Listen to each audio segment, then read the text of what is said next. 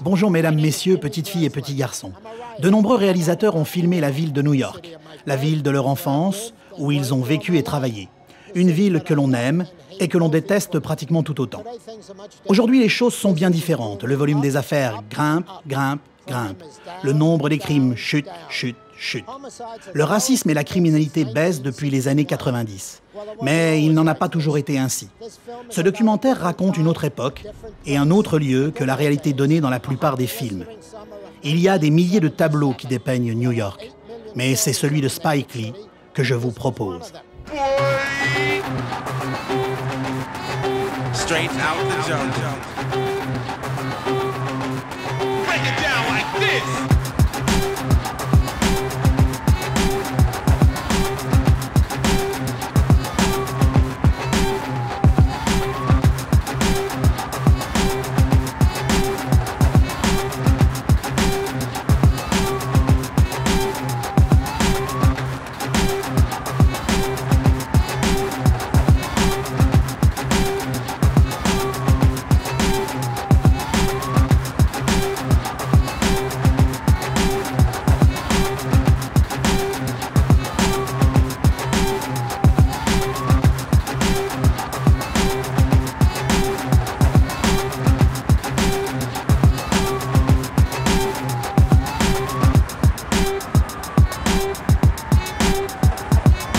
Here's a little story that must be told. New York. Big Apple, comme on la surnomme, est une représentation vivante du mélange des populations au sein d'une même cité urbaine. Une mixité qui s'exerce dans des quartiers répartis dans les 5 boroughs.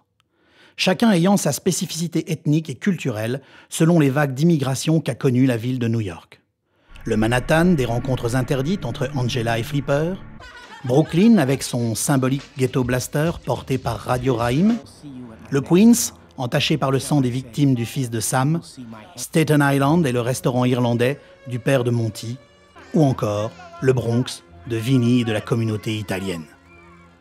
Il y a une distinction forte, comme vous le savez aussi, entre les 5 entités de New York. Bon, par exemple, le Bronx ou Brooklyn. Si Spike Lee grandit dans un entourage réservé à la formation des élites noires, il n'en reste pas moins sensible aux minorités évoluant dans les différentes parties de la ville.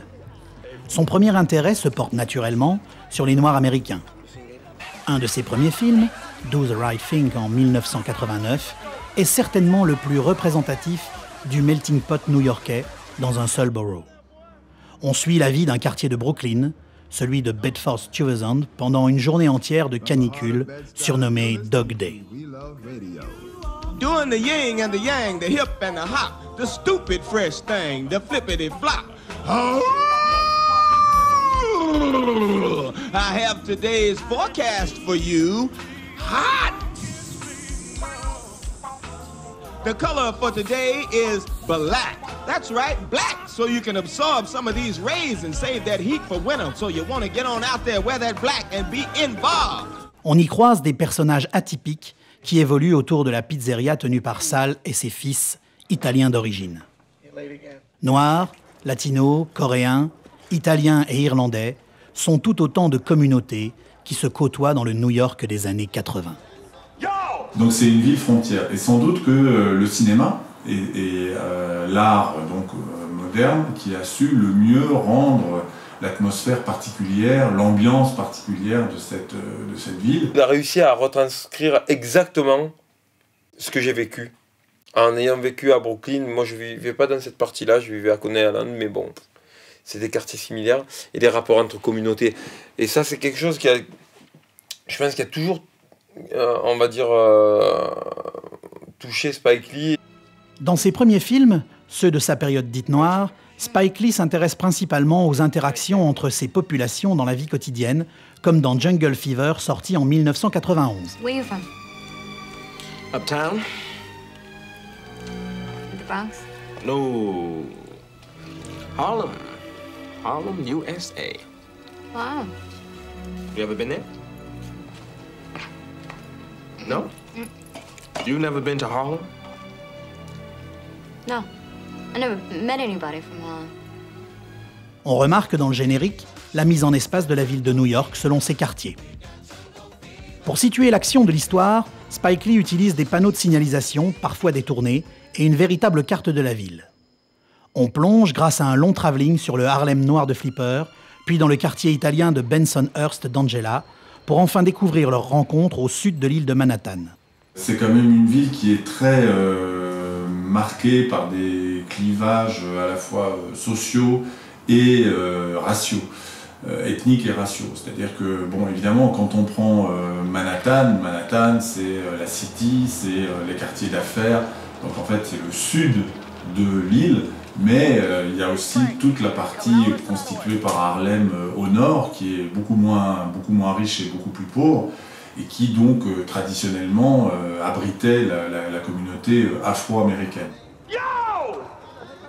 Toutes ces minorités sont donc amenées à vivre ensemble, ce qui devient le propos principal de Spike Lee, des populations repliées sur elles-mêmes, vivant selon les codes de leur quartier. Excuse me, I'm sorry. Not only just now you step on my brand new white Air Jordans that I just bought, and that's all you can say is excuse me. Are you serious? Yeah, I'm serious. I'll fuck you up quick 2 times. 2 times. Who told you to step on my... Dans Do the Right Thing, on ressent parfaitement la sensation d'indépendance et de solidarité de ces populations qui vivent à Brooklyn. In my neighborhood, on my side of the street. On se reconnaît donc chez Spike Lee comme appartenant à un quartier lorsque l'on habite ensemble. Mais l'impact culturel et racial est aussi un facteur important. Hey, Kung Fu! Come on, give me one of them damn beers, damn it. What? Get your ass in there and serve me beer. something. No more free Push beer. on me, baby. Hey man, no more free beer. I'll Hey drop man, you. Don't start no shit with me. Mr. Sweet Dick. That's right. Sweet dick. Des tensions sociales naissent rapidement dans un même quartier qui regorge de cultures et d'ethnies différentes. Radio Raïm, Bugging Out arrive, volume à fond dans la pizzeria. Là, le dialogue ne suffit plus, il y a les insultes raciales qui arrivent à ce moment-là. Et voilà, l'irréparable est commis, Sal détruit à coups de batte de baseball le poste sacré de Radio Raïm, quoi. Tu peux pas y échapper, c'est la vie dans un quartier au bout d'un moment. Je suis désolé de dire ça, mais au bout d'un moment aussi, c'est un peu le panier de crabes. Et que quand il y en a qui veulent s'en sortir, eh ben, ils font face à des mêmes réflexes, à la jalousie, au dénigrement. Tu es entassé, tu es dans un endroit, et puis au bout d'un moment, on t'apprend depuis l'école primaire, quand ça bouscule, au bout d'un moment, tu grandis et tu joues des coudes. C'est uniquement ça de The Right Thing. Dans Jungle Fever, Spike Lee propose une autre alternative, celle de la fuite. En effet, les deux personnages se retrouvent à l'extérieur de leur quartier, un lieu de neutralité qui n'empêche pas les deux amants de se voir rejetés par leur communauté. Il semble que l'appartenance au lieu soit plus forte que tout et qu'on identifie plus une personne par son lieu de vie que par sa personnalité.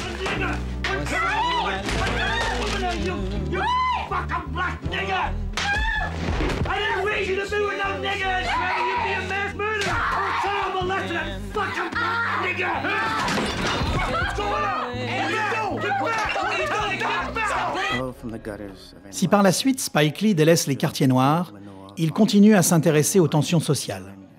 Voyez dans Summer of Sam comment un assassin peut révéler les codes d'une communauté. Le quartier du South Bronx devient le terrain de chasse du fils de Sam.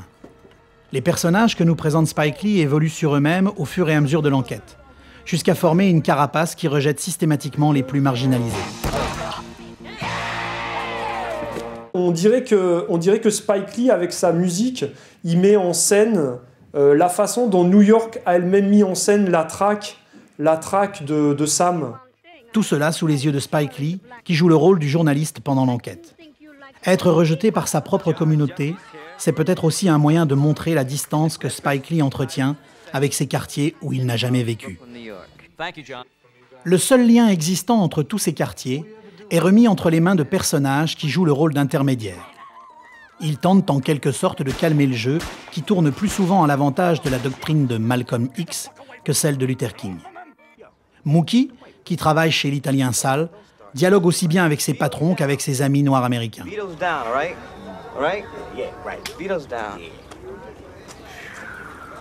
Ou encore Polly Carbone dans Jungle Fever, qui tente de défendre son idéal de tolérance entre les ethnies face à ses proches, italiens racistes. Mais leurs actions sont toutes vouées à l'échec. Did you vote? No, I didn't vote. I had to fix my car. Patty, did you vote? No, I had to help my mom's out, all right? Be sure. Yeah, I voted. You didn't vote. I didn't vote. I did vote.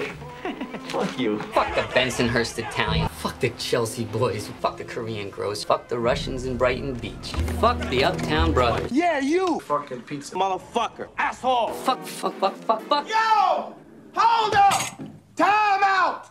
Time